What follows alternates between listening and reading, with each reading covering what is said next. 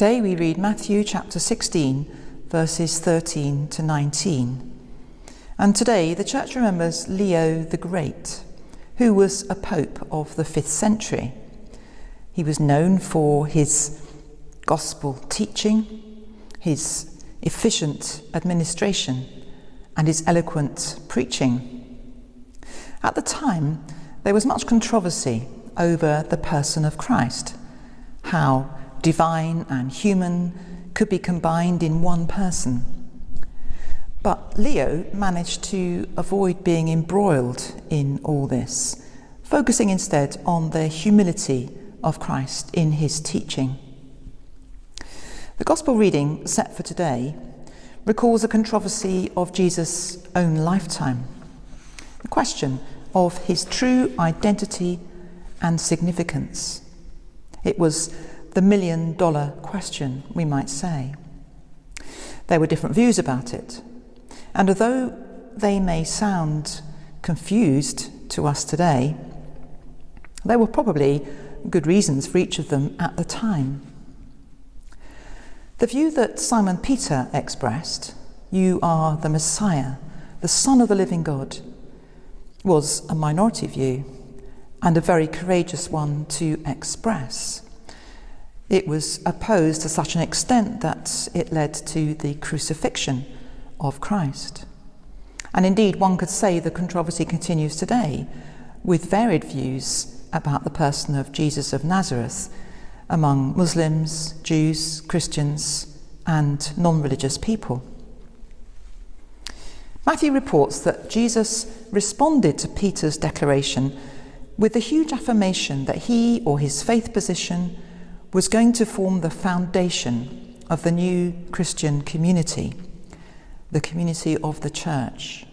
And indeed, this belief was the defining identity of the early Christian church, that Jesus of Nazareth was the fulfillment of the Old Testament prophecies about the Messiah, the promised Saviour. As the church grew over the centuries, this view became the prevailing one worldwide. I wonder if we can learn anything from this about controversy. Can we derive any general principles or guidelines from this that might apply to a whole range of different controversies that any of us might be involved in today? Leo's example of a focus on humility has got to be a good starting point. Learning to graciously acknowledge when we have been wrong is a really important life lesson, and a very hard one as well, given that most of us suffer from too much pride. It may also be significant that Jesus did not dwell on the inadequate responses to himself, not bothering to ask, where did that idea come from? And not reacting in anger or frustration. Instead, he focused simply on the right answer, as it were. We may not be able to be as clear as he was about the right answer in any particular issue today, but we also can avoid personal malice in our differences of opinion with each other.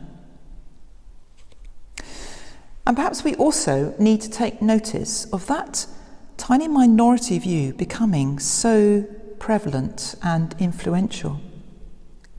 Numbers may not be the best guide to who is right.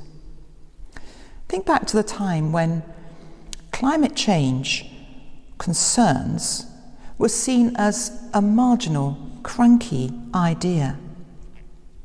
Well, the enormous gathering at COP26 and all the media focus on it shows just how much that minority view has grown, because their concerns have been demonstrated to be essential and fundamental for the whole human race and the future of our planet.